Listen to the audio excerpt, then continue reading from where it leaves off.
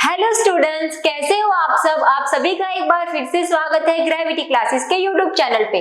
आज हम my green book of English standard 6 का चैप्टर नंबर 16 पढ़ने वाले हैं, जिसका नाम है गांधी एज अ स्टूडेंट। यहाँ पे जो गांधी है वो महात्मा गांधी की बात हो रही है। महात्मा गांधी है ना, जिन्होंने हमारे देश को इंडिपेंडेंस दिलाने के लिए बहुत ही अच्छे अच्छे काम किए थे, है ना, जिनको हम एज अ नेशनल फादर भी याद करते हैं। वो महात्मा गांधी के बारे में बात है। ये कौन से फेज की बात है, जब वो स्टूडेंट थे तब की बात है ना। तुम्हारे जैसे ही वो भी एक स्टूडेंट थे, तब उनकी लाइफ कैसी थी। महात्मा गांधी जो है वो स्टूडेंट, एज अ स्टूडेंट जब वो पढ़ते थे तो पढ़ाई में कैसे थे, वो टाइम के बारे में यहाँ पे डिस्क्राइब किया हुआ है।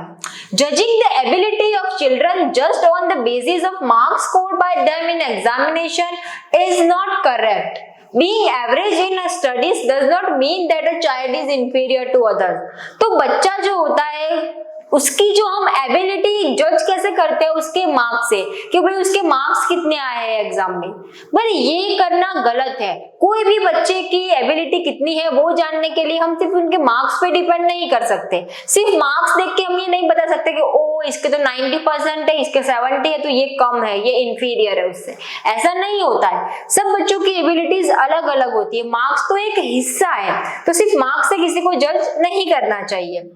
Mahatma Gandhi was one of the most influential man of the 20th century। 20th century के सबसे बहुत ही बड़े, सबसे महान इन्फ्लुएंसर थे Mahatma Gandhi. But what kind of student had he been? But वो स्टूडेंट किस तरीके के थे, है ना। बड़े होने के बाद तो उन्होंने अच्छे अच्छे काम किए, वो तो सबको पता है। बट स्टूडेंट कैसे थे, स्टूडेंट लाइफ कैसी थी। Our curiosity in this regard is understandable and the answers can be found in his autobiography, My Experiments with Truth, and some carefully preserved records of one of the schools in which he studied। तो हमारी जो curiosity है ये जानने की कि ये as a student कैसे थे, इसके जवाब ना हमको कहाँ मिलते हैं, उनकी ऑटोबायोग्राफी में। जो महात्मा गांधी है उन्होंने अपनी आत्मकथा खुद ही लिखी थी, उनकी ऑटोबायोग्राफी थी जिसका नाम था माय एक्सपेरिमेंट्स विद ट्रूथ। उनके एक्सपेरिमेंट किसके साथ, सच्चाई के बारे में उनके एक्सपेरिमेंट्स, वो जो है उनकी ऑटोबायोग्राफी थी। तो बस उसी में से हमको उनके स्कूल लाइफ के बारे में जानने मिलता है, और कुछ उनकी स्कूल के रिकॉर्ड जहाँ पे उन्होंने स्टडी किया था वो स्कूल के रिकॉर्ड से कुछ जानकारी हमें मिलती है। Gandhi had changed many schools before the age of 10, but spent 7 years in high school in Rajkot। तो गांधी जी जो है उन्होंने बहुत सारी स्कूल चेंज की थी, है ना। वो जब 10 साल के हुए उससे पहले उन्होंने बहुत सारी स्कूल चेंज की थी, बट उन्होंने अपनी हाई स्कूल जो राजकोट में है वहां पे 7 इयर्स बिताए थे, 7 साल तक ये हाई स्कूल में रहे थे। He tells us that he was certainly not regarded as duns। तो उन्होंने वो हमें बता रहे हैं कि वो जो है certainly not regarded as dunes. Dunes मतलब कि स्लो लर्नर, वो इंसान जो चीजें सीखने में टाइम लेता है, धीरे धीरे सीखता है। His certificates of progress and character were never bad। उनके जो सर्टिफिकेट थे, उनके जो कैरेक्टर सर्टिफिकेट, जो रिजल्ट होते हैं ना जिसमें हमारे प्रोग्रेस रिपोर्ट देते हैं, रिमार्क्स लिखे हुए होते हैं, वो बैड नहीं थे। He even won prize at the end of the second standard and scholarship in class 4 and 5। मतलब वो इतने स्लो लर्नर नहीं थे या फिर उतने बैड भी नहीं थे प्रोग्रेस में। उन्होंने बहुत सारी प्राइज भी जीती थी और उन्होंने सेकंड स्टैंडर्ड में स्कॉलरशिप भी जीती थी। तो ये जो है मतलब इतने बुरे स्टूडेंट उनको नहीं दिखाता है। And yet he says with characteristic modesty that was it only due to luck not merit। और ये कहते हैं कि ये जो सिर्फ है ये तो लक की बात है, मेरा नसीब था इसके लिए हो गया। मतलब ये अपने आप को जो कैरेक्टरिस्टिक मॉडेस्टी के साथ, मतलब होता है ना कुछ लोग बहुत ही अच्छा काम कर रहे होते बट फिर भी खुद को कहते हैं कि हाँ ये तो हो गया मेरे से, मैंने इतनी मेहनत नहीं की थी बट लक से हो गया। मतलब अपने आप को ज्यादा सुपीरियर नहीं बताते हो, अपने आप को एकदम लोअर बताते हुए वो कहते हैं कि ये तो हो गया। In the later years, however, his attendance became lax, a mere 110 days out of 238 in standard 3। तो स्टैंडर्ड 3 में क्या हुआ, उनकी अटेंडेंस थी वो लो हो गई। कितनी लो, टोटल डेज थे 238 और उनकी जो अटेंडेंस थी बैरली कितनी थी 110 डेज, 110 दिन की उनकी अटेंडेंस थी। His marks in the annual examinations normally average between 45% and 55%। और जो उनकी एग्जामिनेशन में उनके परसेंटेज थे वो भी कितने थे, 45 से 55 के बीच में तक रहते थे। He was even made to repeat a year, और उन्होंने जो है एक साल रिपीट भी किया, partially due to poor attendance because he had to attend to his sick father। तो उनको अपना एक साल जो है अपनी स्टडीज का एक साल फिर से रिपीट करना पड़ा। क्यों रिपीट करना पड़ा, क्योंकि उनकी अटेंडेंस कम थी। अटेंडेंस क्यों कम थी, क्योंकि उनके जो पिताजी थे, उनके फादर जो थे वो सिक थे, बीमार थे। तो बीमार पिता की सेवा करने के लिए उन्होंने क्या किया, उन्होंने क्लास जो है वो मिस कर दिया। क्लास इतनी सारी मिस हो गई कि वो जो है अच्छे मार्क्स नहीं ला पाए और उनको पूरा के पूरा जो ईयर है वो पूरा रिपीट करना पड़ा।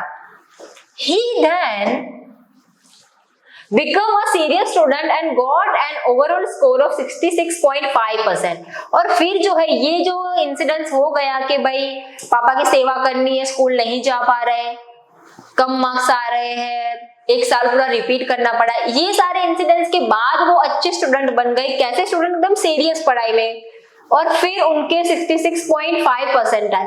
He could no longer be called a mediocre student, और अब उनको कोई mediocre स्टूडेंट कह के नहीं बुला जाता। mediocre मतलब एवरेज स्टूडेंट है ना, ज्यादा होशियार भी नहीं, ज्यादा मतलब डम भी नहीं है, वो कैसा है, मिडल में, mediocre student।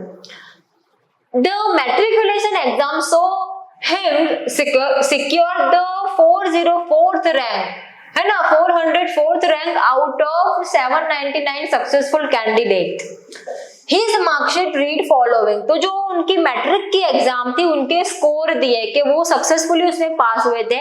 उनके कुछ मार्क्स थे, इंग्लिश में कितने थे 89 आउट ऑफ 200, गुजराती में 45.5 आउट ऑफ 100, मैथमेटिक्स में 59 out of 175 and general knowledge GK में 54 आउट ऑफ 150।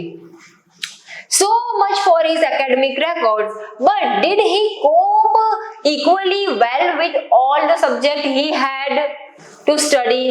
हाँ, मतलब एकेडमिक रिकॉर्ड तो उनका ये था, बट क्या उन्होंने सारे सब्जेक्ट को जस्टिफाई किया, क्या सारे सब्जेक्ट मिला के उनके मार्क्स मतलब ठीक ठाक है? In his own words, English became the medium of instruction in most subject from the 4th standard। तो उनके वर्ड्स में सुनते हैं, वो क्या कहते हैं कि जो इंग्लिश जो है वो मीडियम है सारे सब्जेक्ट का, है ना। हम जो भी पढ़ रहे हैं उसका भी क्या है, मीडियम क्या है, इंग्लिश है। हम कोई भी सब्जेक्ट पढ़ते हैं, हम साइंस पढ़ेंगे, मैथ्स पढ़ेंगे, वो सारे कौन सी लैंग्वेज में होंगे, इंग्लिश में। मतलब कि मीडियम जो है 4th स्टैंडर्ड से क्या है, इंग्लिश में है। I found myself completely at a sea, मतलब मैं अपने आप को कम्प्लीटली एट अ सी में पाता हूँ। सी मतलब कि मेरे आगे दरिया है, मुझे कुछ पता ही नहीं है क्या करना है ना। मतलब ऐसा स्टेट में जहाँ पे आपको पता ही नहीं है, कुछ कंफ्यूजन ही है कि भाई क्या करना है, समझ ही नहीं आ रहा है। ऐसी जगह पे गांधी जी अपने आप को पाते हैं। Geometry was a new subject in which I was not particularly strong. इन गांधी जी को जियोमेट्री जो है नया सब्जेक्ट आया है और उनको क्या लगता है कि वो जो है उसके लिए स्ट्रॉन्ग नहीं है। And the English medium made it still more difficult for me, और इंग्लिश मीडियम में होने के कारण और ज्यादा डिफिकल्ट हो रहा है उनके लिए geometry. The teacher taught the subject very well but I could not follow him. Teacher जो है वो तो अच्छे से सिखा रहे हैं, बट गांधी जी उनको फॉलो नहीं कर पा रहे, नहीं समझ पा रहे हैं वो।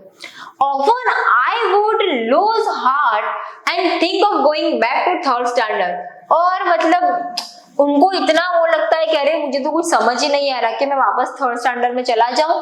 4th में तो वही बहुत ही सारा क्या है, इंग्लिश मीडियम में पढ़ना है, सारे सब्जेक्ट है नए नए, जियोमेट्री नया आ गया, इंग्लिश में पढ़ना है, समझ नहीं आ रहा। तो उनको लगता है कि क्या वापस मैं 3rd में चला जाऊं।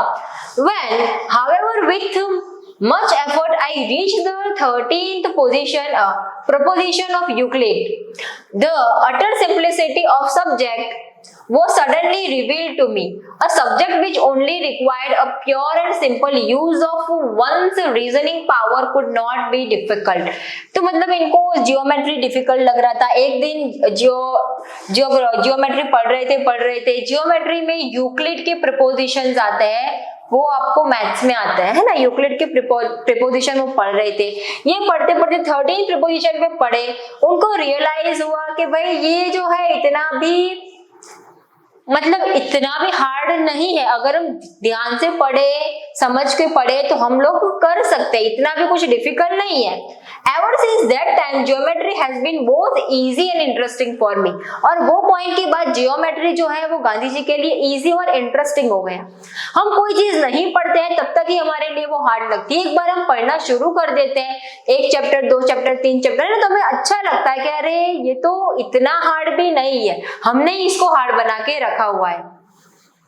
Sanskrit proved a harder task. Sanskrit harder है, जियोमेट्री हार्ड नहीं है।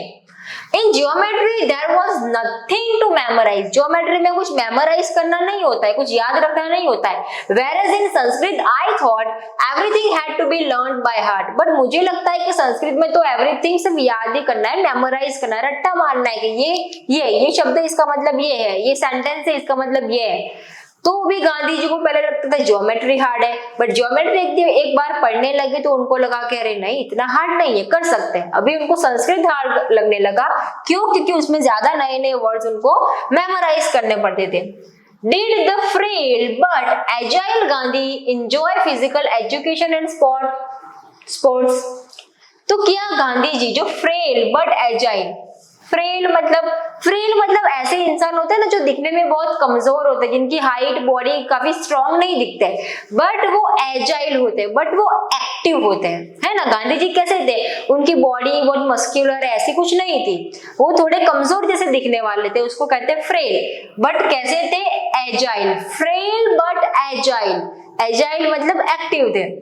गांधी मतलब कि frail but agile Gandhi enjoy physical education and sports. पढ़ाई के बारे में तो बात जान देते हैं, भी सोचते हैं कि क्या उनको स्पोर्ट्स गेम्स ये सब पसंद था, फिजिकल एक्टिविटी पसंद थी। In the higher classes the headmaster of his school had made gymnastic and cricket compulsory for the boys but he disliked both। तो उनके जो हेडमास्टर थे उन्होंने क्या किया कि बॉयज के लिए जिम्नास्टिक और क्रिकेट को कंपलसरी कर दिया, है ना। कि भाई जो भी बच्चे हैं, जो भी लड़के बॉयज हैं, उनको कंपलसरी जिम्नास्टिक्स करना ही है, क्रिकेट खेलना ही है, कंपलसरी कर दिया। बट गांधी जी को इन दोनों में से एक भी नहीं पसंद है, ना ही जिम्नास्टिक्स करना है ना ही क्रिकेट खेलना है, दोनों पसंद नहीं थे। My shyness, he writes, was one of the reasons for this aloofness। उन्होंने लिखा कि यार कि मतलब कि मेरी शाइनेस की वजह से ना मैं क्या कर रहा था, अलोफनेस मतलब अकेले रहना, है ना। Which I now see was wrong। अभी गांधी जी को क्या लगता है कि भाई ये गलत था, है ना। कभी कभी हम होते हैं ना कि हमको कुछ चीज नहीं पसंद होती, जैसे हमें पीटी का पीरियड नहीं पसंद है, गेम्स नहीं खेलनी है, तो हम अकेले रहने लगते हैं कि यार ये लोगों को खेलने दो, मुझे अकेले रहना है ना, तो हम अकेलेपन में चले जाते हैं। फिर बड़े होकर रियलाइज होता है कि नहीं, ऐसा नहीं करना चाहिए। अलोफनेस मतलब अकेलापन, सबसे पीपल से सबसे अलग हो जाना। अभी इनको लगता है कि ये गलत है। I then had the false notion that gymnastics had nothing to do with education। ये गांधी जी कहते हैं कि मुझे पहले कोई गलत बात दिमाग में थी, ऐसी बात थी कि जिम्नास्टिक्स का एजुकेशन से क्या लेना देना, है ना। एजुकेशन तो पढ़ाओ लिखाओ, ये जिम्नास्टिक क्यों करवानी, इसका क्या लेना देना। Today I know that physical training should have as much place in curriculum as mental training। But आज मुझे पता है कि फिजिकल ट्रेनिंग जो है उसका इतना ही इम्पोर्टेंट होना चाहिए हमारे जो करिकुलम में जितना कि मेंटल ट्रेनिंग का है ना। हम सारे सब्जेक्ट पढ़ रहे हैं, मेंटल ट्रेनिंग तो हो रही, बट फिजिकल ट्रेनिंग का क्या, फिजिकल ट्रेनिंग भी होनी ही चाहिए। ये इनको बाद में समझ आया, पहले इनको नहीं समझ आ रहा था इतना, पहले कह रहे थे कि अरे क्यों रखा है ये जिम्नास्टिक, बट फिर उनको बड़े होकर समझ आया कि नहीं वो गलत थे, होना चाहिए। Another regret that Gandhi felt in later years was about the neglect of handwriting। एक दूसरा उनको रिग्रेट ये रहा कि उन्होंने हैंडराइटिंग जो है उनको निग्लेक्ट कर दिया, अनदेखा कर दिया हैंडराइटिंग को, है ना। हम किसी सब्जेक्ट में बहुत ही शार्प है, बहुत अच्छे से आते हैं, बट अगर हमारे हैंडराइटिंग ही सही नहीं है तो हमारी इंप्रेशन कैसे पड़ेगी, है ना। हैंडराइटिंग देख के ही लोग जज कर लेते कि अरे ये तो अच्छा होगा, हैंडराइटिंग देख के ही। गांधी जी के हैंडराइटिंग इतने अच्छे नहीं थे। Even until his days in England, he had paid little attention to his handwriting. But later, when he was in South Africa and saw the beautiful handwriting of lawyers and young men born and educated there, he repented of his neglect. तो मतलब जब वो England में थे तब तक उनको handwriting के बारे में इतना कुछ वो नहीं था, है ना, उन्होंने इतनी केयर नहीं की जब तक वो इंग्लैंड में थे।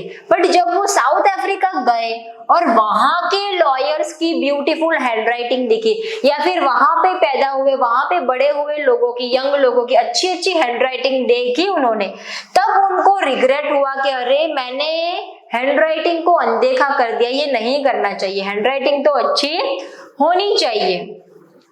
To quote him, I saw that bad handwriting should be regarded as a sign of an imperfect education. तो गांधी जी क्या लिखते हैं कि बैड हैंडराइटिंग को ना एक साइन मानना चाहिए, किसका, इम्परफेक्ट एजुकेशन का। क्या मानते हैं हम? नहीं मानते। हमको क्या है, एजुकेटेड तो है, भले ही हैंडराइटिंग उसकी जैसी हो, बट गांधी जी कहते थे कि जिसकी हैंडराइटिंग अगर अच्छी नहीं है तो उसको ऐसा मानना चाहिए कि इसका एजुकेशन ही परफेक्ट नहीं है, ऐसा मानना चाहिए। I tried later to improve mine, but it was too late. मैंने अपनी हैंडराइटिंग इंप्रूव करने की कोशिश की, बट तब तक बहुत लेट हो चुका था। I could never repair and neglect of my youth. Let every young man and woman be warned by my example and understand that good handwriting is necessary part of education.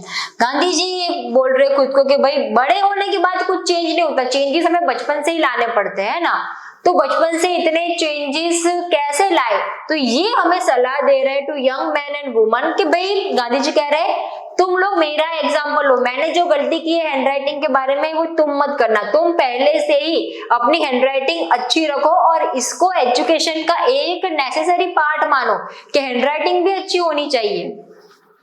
Despite his rather ordinary performance in examination, Gandhi's middle school teacher marked his conduct as very good. Gandhi ji की performance जो थी ना examination में वो कैसी थी, ordinary थी, ना सामान्य थी। गांधी मिडिल स्कूल टीचर, पर उनकी जो मिडिल स्कूल टीचर थी उन्होंने उनको मार्क कैसे किया, very good. The records also provide glimpse of some of the writing that Gandhi did in his English papers. Perhaps an essay that he wrote in about 40 lines on the advantages of cheerful deposition encourages him to become that rare politician who was never known to have lost his temper for 25 marks. तो गांधी जी की ना school से उनके कुछ papers मिले जो उन्होंने English में लिखे थे, है ना, इंग्लिश में कुछ ऐसे लिखा था उन्होंने, उसके बारे में उनको जानकारी मिली। 25 मार्क्स का कोई क्वेश्चन था, पॉलिटिशियन के टेम्पर के बारे में कुछ लिखना था, उनके लिखे हुए पेपर मिले हैं। He had been asked to paraphrase a poem which describes how Jesus would reveal himself only to the poor peasant and not to the rich man whose chariots went whirling past. Might not this exercise have struck an early awareness of exploitation and injustice? तो ये सारे जो है उनको जो question पूछे थे ना उस टाइम पे, उसके बारे में है कि गांधी जी को ये पैराफ्रेज करना, मतलब कि जो एक पैराग्राफ होता है उसको रीफ्रेज करना, अदर वर्ड्स में लिखना होता है। तो ये सारी चीजें गांधी जी को पूछी गई थी और ये उसके बारे में सोचते थे कि क्या ये एक्सप्लॉइटेशन नहीं होगा कि जो जीसस थे वो जो छोटे लोग थे, जो मतलब के फार्मर्स थे, गरीब लोग थे, उन्हीं के पास जाते थे और रिच लोगों के पास नहीं, ऐसा क्या हुआ, कोई एक्सप्लॉइटेशन तो नहीं हो रहा है उनका। तो ये सब उनके मन में विचार आते थे। Such are records relating to a student who later exerted an influence on countless Indians and turned ordinary teachers and the lawyers, clerks and the likes into nationalists with heroism and spirit of self sacrifice।